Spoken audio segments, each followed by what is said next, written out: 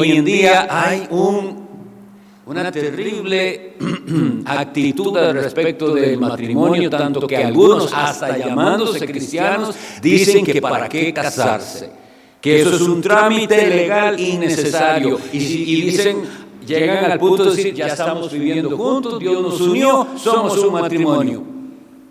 No funciona así. Como habíamos enfatizado en veces anteriores, los seres humanos estamos creados a la imagen y semejanza de Dios con una conciencia diferente de las demás criaturas. No somos animales, así que las uniones libres son pecado, porque a los seres humanos Dios les dio una regla. Antes de unirse deben haber hecho un pacto. Sin ese pacto están en fornicación y adulterio, lo cual es un pecado grave delante de Dios. Pero como les digo, la gente cree que esto de casarse es simplemente un trámite legal complicado. ¿Qué es el matrimonio? ¿Por qué existen las bodas?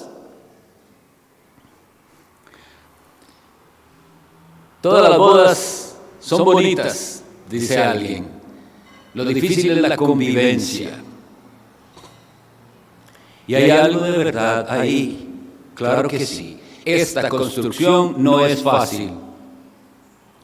Y si usted no tiene claramente el por qué y el para qué y la solemnidad de este pacto, pronto se cansará y dice, mejor ya no trabajo en esto, ya no voy a estar más aquí. Hoy vamos entonces a enfatizar el hecho de que el matrimonio es un pacto sagrado y así debemos verlo. En el libro de los Proverbios, en el capítulo 2, se describe a la mujer adúltera en el versículo 17 de esta manera. Proverbios 2, 17. Descripción de la mujer adúltera.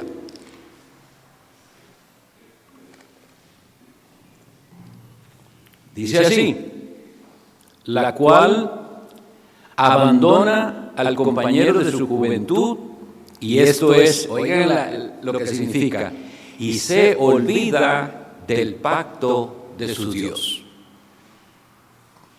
Entonces el asunto no es solamente que abandona a aquel con que vivió, es que está olvidando que esa unión era un pacto delante de Dios. Ahora, tristemente, yo sé que si le preguntamos a la mayoría de los casados, si le preguntamos, ¿usted te entendía cuando se estaba casando que eso era un pacto solemne delante de Dios? La mayoría dirán, en eso yo ni estaba pensando. Pero eso es lo que es el matrimonio, un pacto solemne, pero es un pacto delante de Dios.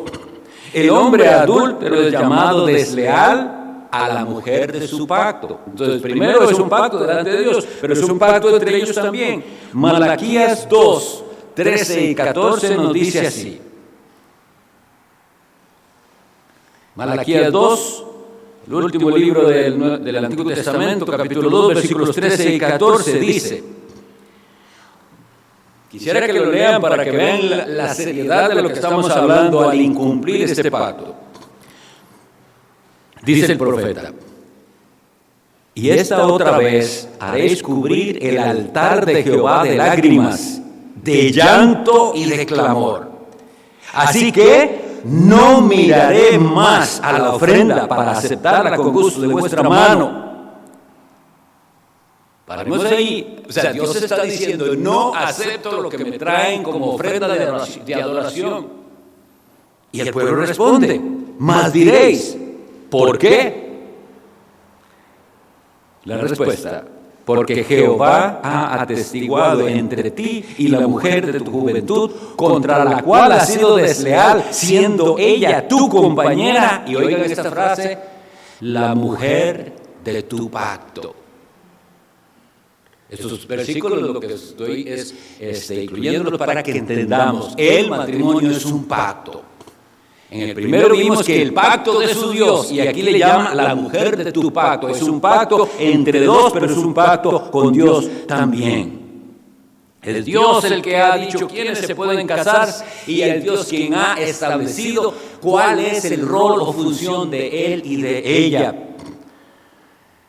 Como hemos visto en las dos últimas sesiones, número 1, el hombre ha claudicado. No digo siempre, pero en su mayoría han claudicado. El hombre dice, no se puede, es demasiado difícil. Y ha dejado de hacer el rol o función que Dios le asignó, que es de líder en su hogar. Eso es claudicar, rendirse. Se ha rendido, ya no más.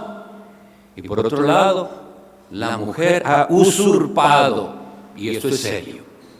Los matrimonios y familias en los cuales la que manda es la mujer y se hace lo que ella dice y ella es la que dirige las cosas y la que da permisos, eso es usurpar el rol que Dios no le dio a ella sino a su esposo. Y aquí hago una pausa porque yo sé que esto no es bien recibido. Esto nos hace que los demás nos califiquen a nosotros como extremistas, retrógrados, etcétera, etcétera. Pero mis estimados, esto es lo que la Biblia enseña. Y si usted cree la Biblia como la palabra de Dios, esto debe aceptarse. Dios dio roles, pero el hombre ha claudicado y la mujer ha usurpado. Ahora, lo triste es que al claudicar el hombre, es decir, al rendirse, al decir no lo hago más, y la mujer al asumir, se han lastimado uno a otro, sufren y sufren no solo ellos, sino los hijos. Hay sufrimiento en las familias, en los hijos, por causa de estos roles que no se están cumpliendo. Lo primero que deben entender los que se van a casar, o los que tienen intenciones, que como sabemos hay un orden, no es nada más que le gusta y me acerco, sino que hay un orden en una iglesia ordenada, se hace esto con orden, bajo guianza pastoral y primero de los padres. Si los padres vienen a la iglesia, son instruidos en cómo orientar a sus hijos en decisiones tan importantísimas como son el matrimonio.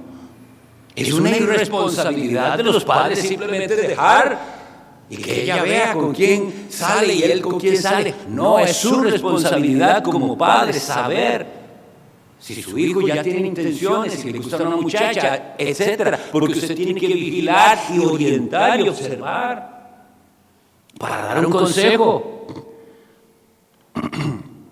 Entonces, los que se quieren casar deben entender qué dice Dios con respecto a ese pacto. Entonces, lo primero que vamos a tratar es el divorcio.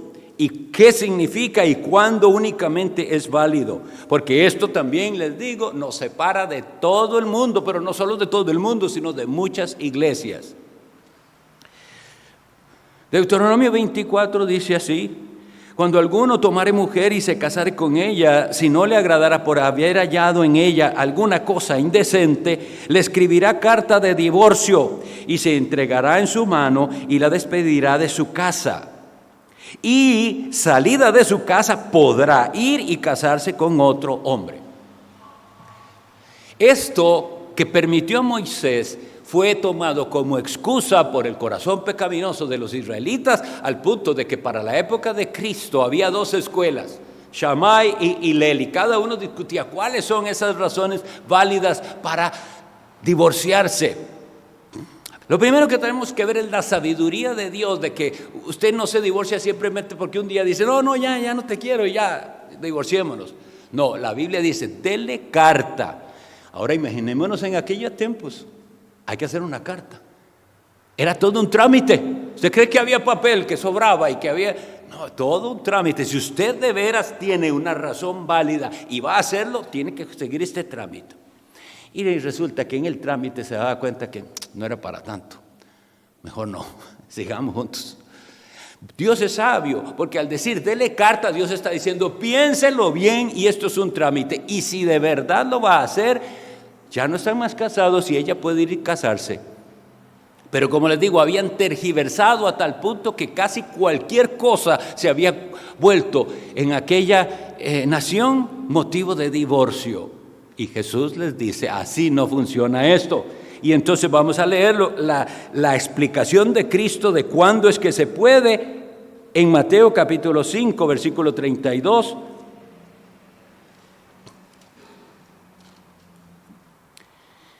Pero yo os digo que el que repudia a su mujer, es decir, el que se divorcia de ella, a no ser, esa es una cláusula que da la excepción por causa de fornicación, oiga lo que sucede, hace que ella adultere.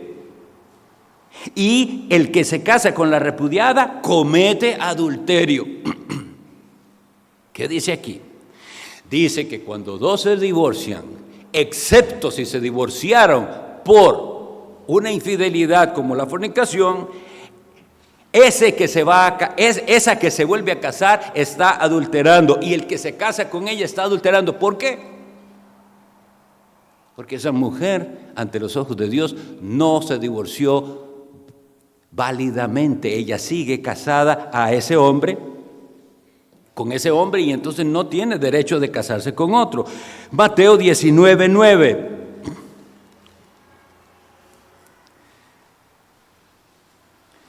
Y yo os digo que cualquiera que repudia a su mujer, ya entendemos que repudiarla es divorciarse de ella, salvo por, vuelve a decir, esta es la excepción de lo que yo les voy a decir, les dice Cristo.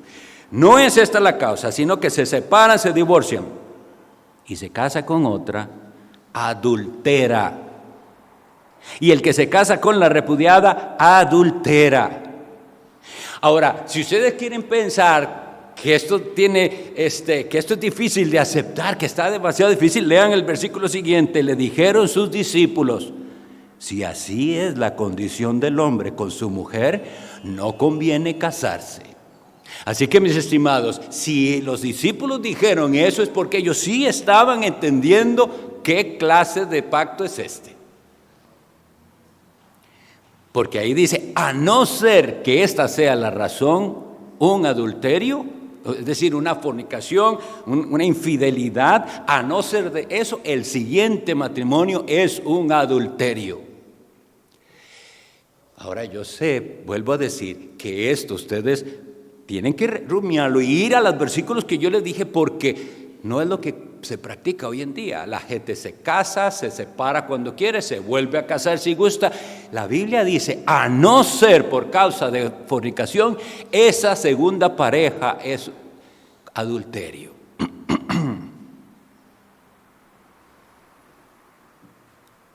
Ahora bien,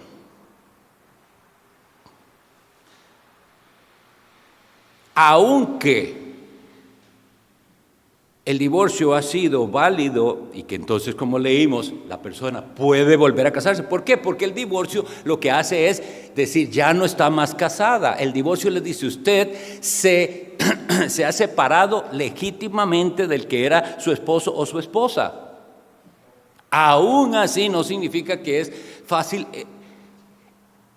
de nada más de irse y volver a casar, como la gente piensa. En 1 Corintios 7:39 dice así: la mujer casada está ligada por la ley mientras su marido vive, pero si su marido muriere, libre es de casarse con quien quiera. Y esta es la cláusula que yo creo que muchos están olvidando, con tal que sea en el Señor. Muchos de los que se divorcian ni siquiera están pensando, es decir, pudiera ser que Dios me manda a quedarme soltero, pero si quisiera pareja tiene que ser en el Señor, y en el Señor tiene que ser en el orden correcto.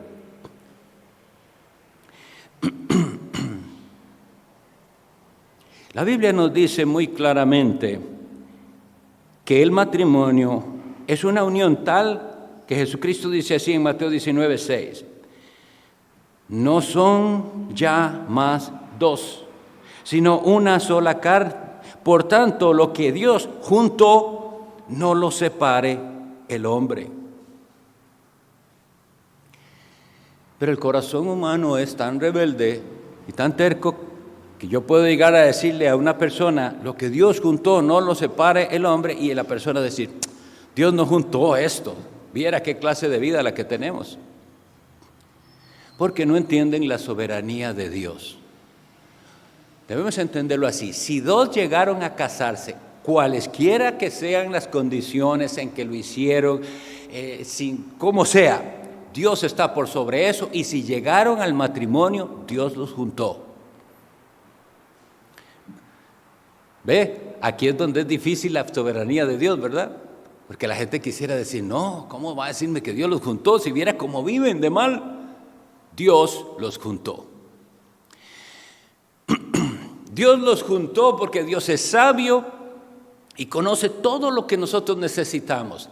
Y el hombre debe entender, esa mujer a la que usted hoy en día parece que ya no quiere tener a su lado y que le es difícil soportar, es la que Dios le dio, que será útil en su proceso de santificación. No es en vano que Dios le dio esa mujer. Dios está tratando con usted a través de esa mujer. Y a la mujer le digo exactamente lo mismo. Ese hombre difícil de soportar, del cual usted quisiera que se vaya mejor ya de la casa, Dios se lo dio para ayudarle en su proceso de santificación. Debemos tener estas cosas bien claras y no dudar de ellas. La Sagrada Escritura nos dice, 1 Corintios 7, 10 y 11. Oiga, 1 Corintios 7, 10 y 11.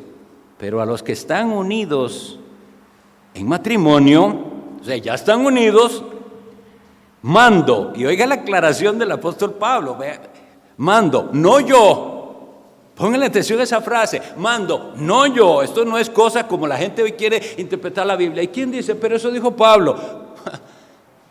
Se le aclara. Primero, todo lo que escribieron ellos lo escribieron inspirados por el Espíritu Santo. Nosotros no hacemos esas distinciones de que quién lo dijo. Pero como por si acaso el apóstol Pablo dice, esto no es un consejito que les doy yo. Mando, no yo, sino el Señor, que la mujer no se separe del marido. Esto es mandamiento de Dios. Y si se separa, quédese sin casar, o reconcíliese con su marido, y que el marido no abandone a su mujer. Entonces pensémoslo esto bien. Entonces lo que nos está diciendo el apóstol es que aunque no deben separarse, parece que hay casos en los cuales igual deciden separarse, pero no por una causa válida, como Cristo dijo, a no ser. Cristo está diciendo, esa es la causa por la cual sí se pueden divorciar. Y entonces el siguiente matrimonio no sería un adulterio. Pero si no es así, dice, quédese sin casar. Y hoy en día también, esto es doloroso escucharlo, pero la gente piensa con otros argumentos. Yo una vez conversé con un pastor hablando de estos temas y él me decía, sí, pero es que él todavía está muy joven. Pero ¿dónde dice aquí que yo tengo que ver la edad del hombre para ver si se le da permiso o no de casarse? Era un joven como de 30 años con una situación y digo, bueno, es que su divorcio no era válido, y lo que decía, pero es que él solo tiene 30 años. Ustedes ven es que eso es un argumento válido aquí. Aquí lo que dice es que no debe hacerlo, no puede separarse. Ahora, a lo que nos llama es a lo imposible según el mundo, pero que aquí, gloria a Dios, es posible, que es la reconciliación y la restauración. Estamos hablando de construir. Y cuando usted va a una casa que usted dice, no, hombre, esa casa mejor hacerla nueva, tiene tanto mal hecho. Pero ¿sabe cuál es la respuesta? Bueno, Dios nos da los materiales, hagámosla nueva. Pero hagámosla nueva no significa con una nueva esposa, con un nuevo esposo. Él puede darle la gracia para que esos dos vuelvan a construir. Pero tienen que tener la humildad primero de decir, Señor, hemos construido re mal. Lo hicimos a nuestra manera y por eso se nos cayó esta pared. Y por eso el techo está que ya se nos viene encima. Seguimos con esa ilustración de construcción, ¿verdad?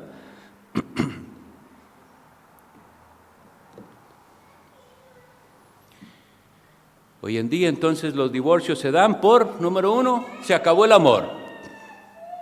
Y tristemente he escuchado consejeros cristianos que cuando se reúnen a hablar del asunto y el hombre viene a la consejería, el pastor consejero o consejero cristiano, como le dicen ahora, no sé, le dice, pero usted la quiere todavía.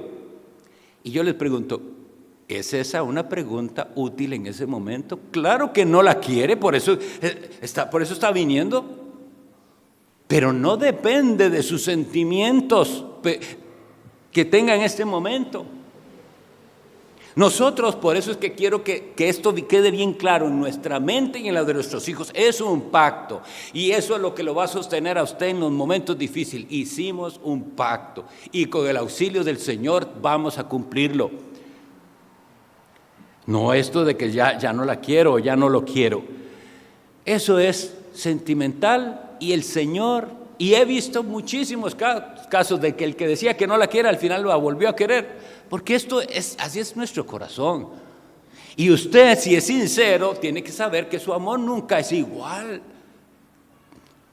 Hay ocasiones en las cuales el enemigo va a aprovecharse de algún desacuerdo para hacerle sentir a usted que la verdad usted no la quiere o que usted no lo quiere. No haga caso a eso. Porque cuando la Biblia nos dice, amad, no nos está dando otra cosa que un mandamiento. Ámela. Y como decía un pastor Buddy Bockham, cuando el otro dice, es que usted no sabe cómo ella es, cómo la voy a amar. Dice, bueno, el Señor nos manda a amar hasta a nuestros enemigos, así que ámela.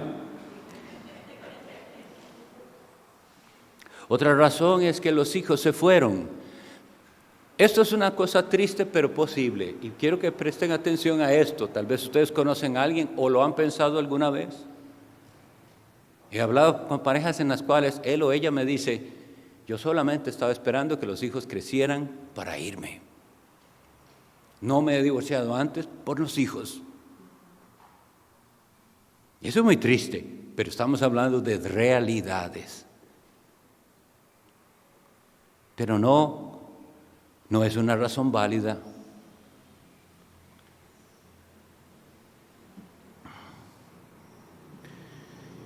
Al final lo que se quiere es salir de un compromiso en el que parece que no sabía en cuál compromiso me había metido. Esa es una realidad. Pero quisiera mostrarles la necesidad de que volvamos a entender que es un pacto sagrado, y al decir pacto estoy hablando de un juramento. Pensando en esta lección cuando la hacía, digo, los siguientes matrimonios que yo haga voy a enfatizar no solo la palabra pacto, porque a la gente a veces no, sino la palabra juramento. Por eso se les llama votos matrimoniales. ¿Sabe qué es un voto? Un voto es algo que se promete solemnemente.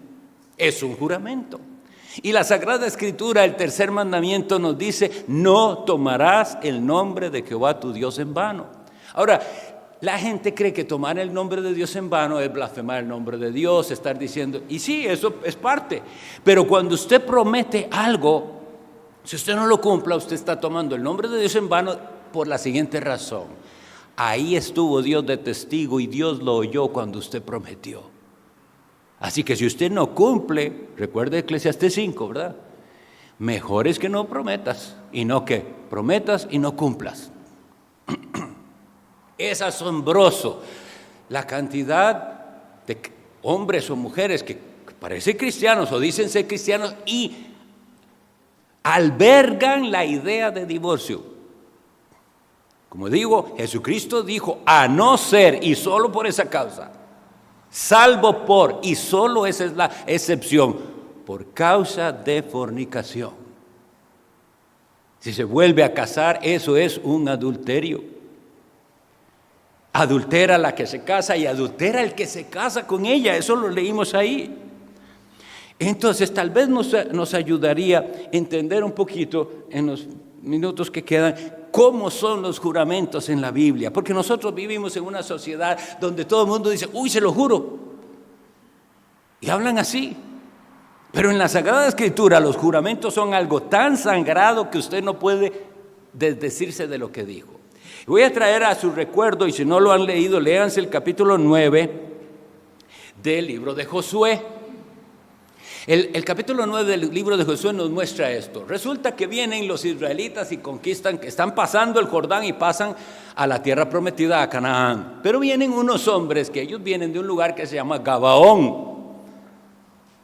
Y ellos vienen, toda una pantomima. Ellos vienen con ropas viejas, con unos sacos viejos, con un odre de vino viejo, pan mohoso, y les dicen, hagan alianza con nosotros. Nosotros vivimos muy lejísimos, hagan alianza. Y los israelitas les dicen, ¿cómo? Sabemos que no son de aquí, de la tierra que nosotros debemos de conquistar. Y ahí le dicen, no, vea, vivimos tan lejos que cuando salimos de casa este pan estaba fresquito y véalo, ya tiene hasta moho. ¿Y saben qué? Era mentira. Y la Sagrada Escritura dice que ellos, en lugar de consultar con Dios, les prometieron que no los iban a exterminar a los de Gabaón, a los gabaonitas. Cuando se dan cuenta que ellos sí son de ahí, la excusa que pudieran haber dicho ellos, nos engañaron. Hicimos ese juramento, pero estábamos engañados. ¿Y saben qué? Allá usted, no se vale, usted juró. Y usted leerá en ese capítulo cómo dice, no los podemos echar porque se los prometimos. Así son los juramentos en la Biblia. No hay manera, usted tiene que cumplir lo que dijo. Y entonces, es tan así que mucho tiempo después, siglos, un rey maltrató a los gabaonitas y vino una peste a Israel. Y cuando indagaron qué es lo que pasó aquí, es por los gabaonitas a los cuales Saúl mató, porque había una promesa. No podían hacerlo y tuvieron que expiar matando a ciertos descendientes de aquel rey Saúl. Hermanos, esto indica que Dios nos está enseñando cuán sagrados son delante de Dios los juramentos. El otro caso que tenemos que nos hace pensar en esto, vamos a ver si dejé bien la idea, es el juramento, aunque se haga en esas condiciones que cualquiera de nosotros pensaríamos, no vale, me engañó. Hay muchos hombres que dicen así de su esposa, ella me engañó, es otra. Viera cuando éramos novios cómo era. O al revés, él era todo lo que ella quería y después ella dice, me engañó, me mintió. Es diferente. O con respecto a esto, en las consejerías prematrimoniales les digo a los que se van a casar dos cosas que se dice que pasa, ustedes verán si es así, que dicen que la mujer se casa confiando que él va a cambiar y nunca cambia. Y él se casa pensando que ella nunca va a cambiar y cambia. Entonces no dependemos de eso. Se hizo un pacto delante de Dios y deben cumplir ese pacto porque es un pacto sagrado. Hay otro caso en la Sagrada Escritura descrito en el libro de Jueces, capítulo 21. Como ustedes tal vez no lo han leído, léanlo con tiempo porque ahorita no nos da no tengo el tiempo. Pero pasó algo terrible. Fue una maldad espantosa que ocurrió. Y fue en la tribu de Benjamín. Hubo hasta guerra entre las tribus, porque era una gran maldad. Un hombre, recuerden, violaron a su esposa la noche, después él la corta en pedazos y la manda a todo Israel, porque era algo espantoso, de las cosas horrendas. Y eso provoca una guerra, porque no querían dar a los que hicieron semejante maldad. Cuando eso sucede, las 10 tribus dijeron, no les daremos nuestras hijas de esposas. Cuando pasa el conflicto, lloraron porque dice, hoy se va a perder una tribu en Israel, porque nosotros prometimos que no les podemos dar de nuestras hijas. Surgieron ahí con una solución medio extraña, pero lo que quiero es que entendamos qué serio era este asunto. No se podían desdecir. Entonces, ¿qué hicieron? Que entonces en las fiestas, mientras danzaban las mujeres, los de Benjamín venían y se las robaban. Porque los padres habían prometido no dárselas. Y esa fue la solución que idearon. Es un pacto sagrado y debemos cumplirlo. Casos posibles. Pudiera ser que un hombre o una mujer se casara en desobediencia con un inconverso, sabiendo que la Biblia dice: no os unáis en yugo desigual. Y después le toca sufrir. Y esa es la realidad. Pero no tiene permiso de divorciarse. O bien se casaron siendo inconversos y alguno de los dos se convirtió después. Ese matrimonio es difícil también.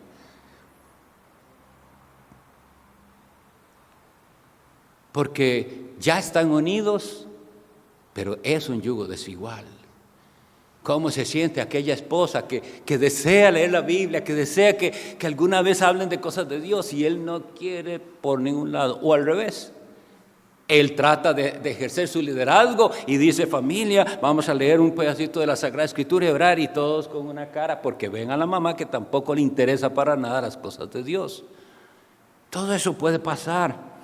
Pero en esas circunstancias, usted, mi estimado hermano, si es hijo de Dios, irá al Salvador, clamará por fuerzas, por poder del Espíritu Santo, y Dios le dará victoria. Eventualmente, pero tiene que pelear la batalla.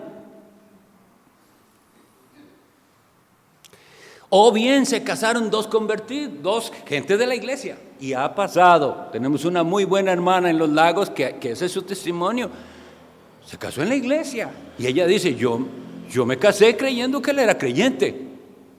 Después de casado surge que ese hombre no da fruto de ser creyente. Puede pasar.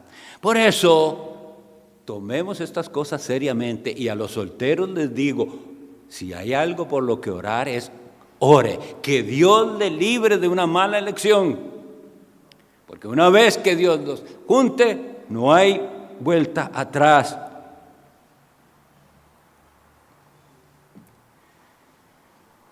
El hombre entonces ha recibido un encargo, una asignación. Y decíamos que es líder.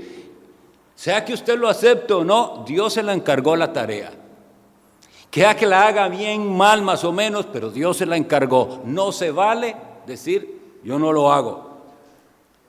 Dios le manda a ser líder en su hogar.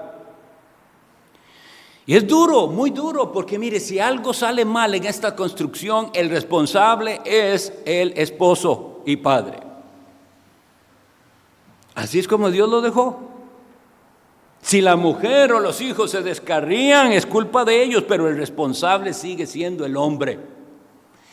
Todas estas cosas son las que tratamos de inculcar y a explicar a los que se van a casar. Por eso insisto, nosotros, ¿cuánto decimos? No vaya a dar ese paso sin haber pasado por una consejería matrimonial en la que se le explique todas las posibilidades, en la que el pastor los guía a ver si ustedes tienen afinidades comunes, si piensan, si entienden las cosas de la misma manera como la Biblia lo dice.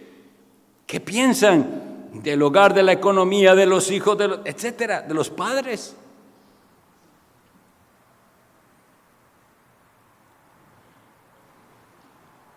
Dios está por sobre todo. Y quisiera animar a aquel que tenga un esposo o esposa inconverso, y obviamente que estoy hablando de los casos en los cuales la Biblia dice no es válido separarse. Porque si es un adúltero o una adúltera, usted tiene de Dios el permiso de terminar ese matrimonio. Y si el Señor, en su bondad, en el Señor le concede volver a casarse, eso es aparte. La Biblia dice: ¿qué sabes tú, mujer, si ganarás a tu esposo? ¿Qué sabes tú, hombre, si ganarás? Solo si de verdad usted aprecia el valor de un alma y usted dice: este hombre se va a perder, va para el infierno, esta mujer va para el infierno, y tal vez yo pudiera ser que soy un instrumento de traerlo a Jesús. Aquí sigo luchando por un alma, por ganar un alma para Cristo. Y quisiera también aclarar que los que se divorciaron y se volvieron a casar son amparados por la misericordia de Dios, que es un Dios perdonador. No vamos a mandar a alguien a descasarse y a volver, esas cosas no se hacen. Ya hizo un segundo pacto, debe ser fiel a ese segundo pacto. El enemigo, mis estimados, desea la destrucción de la familia. Y una de las maneras en las que él lo está logrando en la sociedad, en todo el mundo, es desvirtuando el matrimonio. Por ejemplo, piensen en esto. Por ahora, muchos están luchando por el matrimonio gay o matrimonio entre el mismo sexo. Esto es por ahora. Pero decía el pastor MacArthur, y yo estoy de acuerdo con él, sabe que detrás de eso lo que él quiere es que no haya ningún pacto de nada, ni de hombres ni de mujeres, sino que se elimine esto que llamamos matrimonio y familia. Porque piense en ellos, que se quieren casar 2 mujeres o 2 hombres. Vaya con esto y dígale, usted sabe que es para toda la vida. Esas son de las uniones más inestables que hay, las estadísticas mismas lo comprueban. En el mundo homosexual una persona puede tener en un año cientos, no crean que estoy exagerando, de parejas. Así de promiscuo es, pero eso es lo que quiere el enemigo, destruir esto que hizo Dios. ¿Por qué? Porque eso refleja a Cristo y a su iglesia. Y quisiera terminar leyéndoles algo bien importante para que entiendan el propósito de esta lección. Es un pacto sagrado. Aunque usted no dijera en las palabras, lo juro por Dios, lo está jurando por Dios. Y es lo siguiente. Yo, Alexander, te recibo a ti, Ingrid, por mi legítima esposa, desde hoy en adelante, sea que mejore o empeore tu condición, en riqueza o en pobreza, en salud o enfermedad, para amarte y cuidarte hasta que la muerte nos separe, según la santa ordenanza de Dios, y te doy mi fe y mi palabra de que así lo haré. Esto que he leído son los votos matrimoniales que llamamos estándar. Eso prometió una vez a mi esposa, eso prometió ella y eso prometió cada persona que se ha casado y eso prometerá el que se va a casar. Y estos son palabras que se dicen delante de Dios.